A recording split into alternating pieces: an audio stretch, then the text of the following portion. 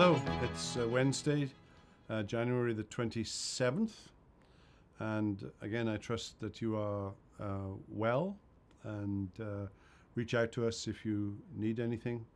Most grateful for those who do reach out over these devotionals, and especially those who are actually not our church members, but you live in a different state in the United States or maybe across the world. But every now and then I receive an email. They find us, I think, through our website, and that email pretty much gets to me every time eventually. And I know there was one last week that came from one of our northern states here in the United States, and thank you. And I do try to acknowledge each and every one of them. Glad that these are helping you in this year of pandemic. Now, we're in Psalm 119 and we've reached the end. This is the last section of Psalm 119, 22 of these sections, and this is the Tau section. For reasons that I cannot even begin to explain to you, Hebrew doesn't have an X or a Z at the end of its alphabet. It actually ends with a sound that is the T sound. And these are verses 169 to 176.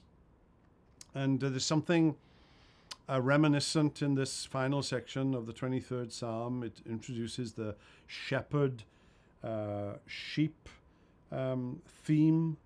The final verse of Psalm 119 speaks of wandering like a lost sheep. I have gone astray like a lost sheep. Seek your servant, for I do not forget your commandments.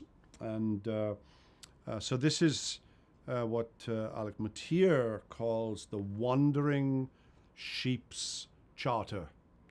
That the way back to God and the way back into fellowship and communion and the felt presence of God when we've wandered off the territory and gone into, we've hopped over the wall perhaps and gone into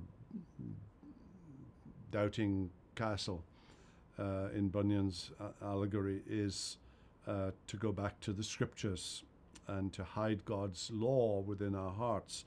For in the Bible, we will find God's voice. Again, this section, as so many of them, included language of praise, pouring forth the praise of God, singing your word, and so on.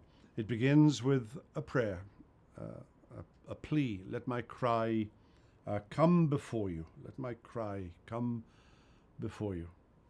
And interesting that so often in the Bible, when it talks about prayer, the verb it often employs is a cry, not just a spoken, verbalized prayer, but there's something of agony. There's something of an emotional content, the cry, because so often the psalmist finds himself in trial and in difficulty.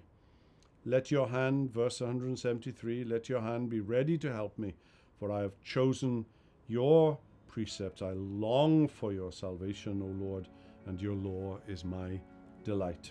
I have chosen, I long for, I make delight in your word, and finally, I do not forget your commandments. He's ringing the changes, of course, on his relationship to the scriptures, God's law, not just the Ten Commandments, not just the Torah, but God's revealed word, so that we as God's people may live our lives to his praise and to his glory. Well, that's been a lengthy journey through the longest psalm in the Bible, Psalm 119, and I'm thankful to those of you who have reached out and said that you've developed a new love for Psalm 119. It's a wonderful, wonderful psalm. Have a wonderful day. See you tomorrow. We hope you've enjoyed this video. If you have, and you want to make sure you get all of our content, not just videos, but podcasts and ministry updates, make sure you download our app. If you think you might have missed a video, click on our YouTube channel. A link should be down below. There you can see all of our videos, And if you want to make sure you don't miss anything in the future, hit subscribe. If you want to be one of the first ones to know when we release a video, hit that little bell icon. And if this video has blessed you and you can think of someone else that it might help, use that share icon and send it to them. All, of course, for the edification of God's people and the glory of His name. Until next time, God bless.